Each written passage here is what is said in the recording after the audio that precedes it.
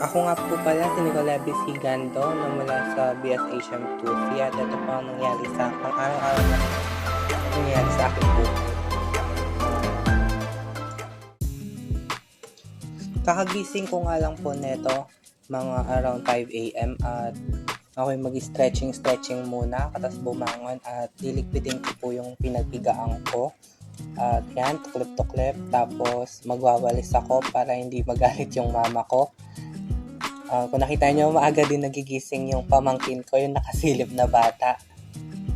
At pagkatapos ko naman po magwalis-walis ay diretso na po kagad sa lababo at ako'y maghihilamos at magtututbrush para syempre hindi mabaho ang ating hininga pag pumasok tayo sa eskwelahan at para di tayo maamoy ng makasama natin sa bahay pag tayo ay kinausap nila at hindi tayo mahihiya magsalita.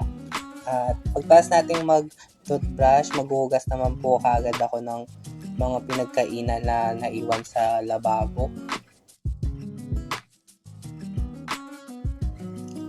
Ayan po, hugas-hugas para naman pag nagising na din yung mama ko ay hindi siya buwisit kapag umaga. Pagkatapos ko naman po maghugas, syempre di mawawala ang pag-inom ng kape kaya magpapakulo na ako ng tubig para mag-kape.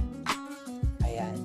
Tapos pinrepare ko na din yung mga aalmusalin ko gaya ng cookies na lang galing sa ref, mga stock po. Tapos yan, kape. Pagkatapos ko naman po magkape,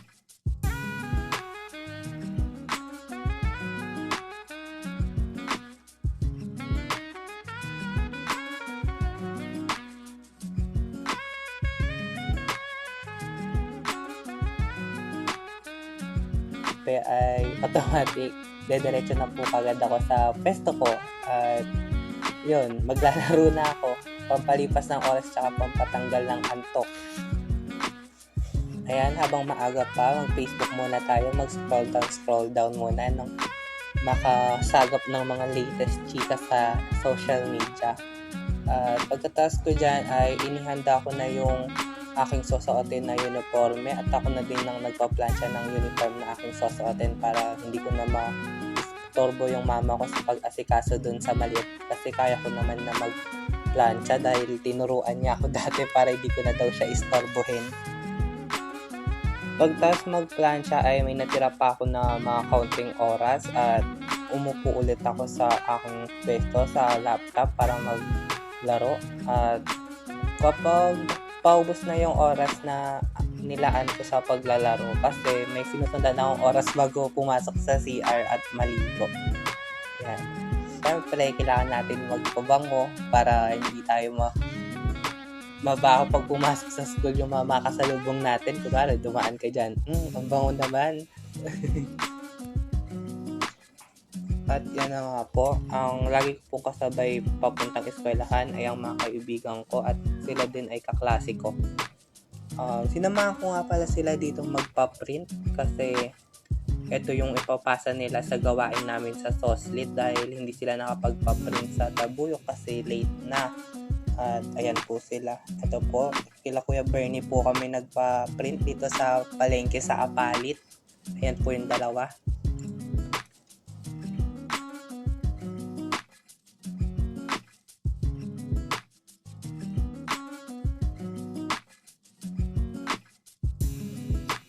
Pagkatapos naman namin magpa-print ay diretso na kami lumabas at kami ay pupunta na sa aming patutunguhan kung saan ang lokasyon ang Dabso Apalit at kami ay madalas sumasakay na ng tricycle dahil tatlo naman kami kaysa mag-jeep kami. Kapag sa jeep kasi matagal mauubos na kami ng oras at malilate kami. Tsaka kailangan naming magmadali dahil minsan sa bandang highway ay traffic. At eto na nga, nakarating na kami sa Dabso Apalit. Kung nakita nyo, may mga solar sa labas. Hindi po sa amin yan. Sa Linday po yan.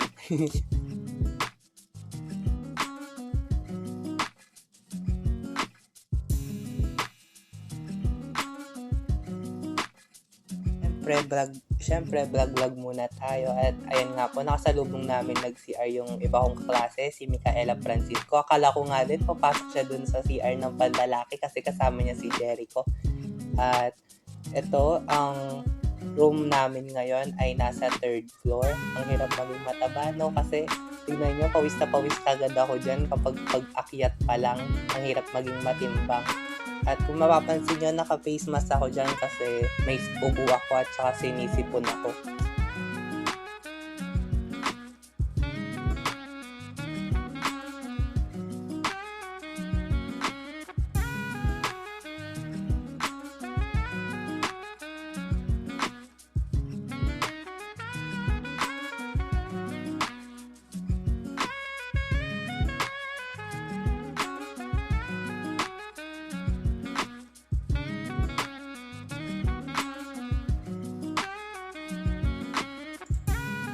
At nakita ko nga yung mayor namin, karinig namin sa school, nagdidikit siya ng mga paper recycle na papel sa mga nabili naming trash can sa project namin para sa CES. At ito ang project na binigay sa amin.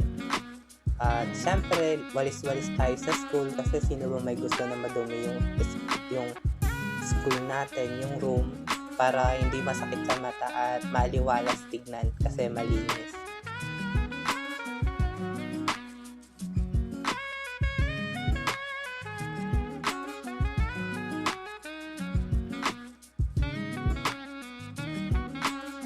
At ngayon, pauwi na nga kami. Kung mapapansin nyo, hindi ko nakasama yung dalawa kasi nag-stay pa sila sa school at nauna na ako dahil meron pa akong gagawin sa bahay. At ayan nga po, nung pauwi na kami, medyo naka-encounter na kami ng may pagka-konting traffic dito banda sa Sampaloc dahil ginagawa yung daan. At ayan, nandito na ulit tayo sa tulay. Malapit na ako sa bahay namin.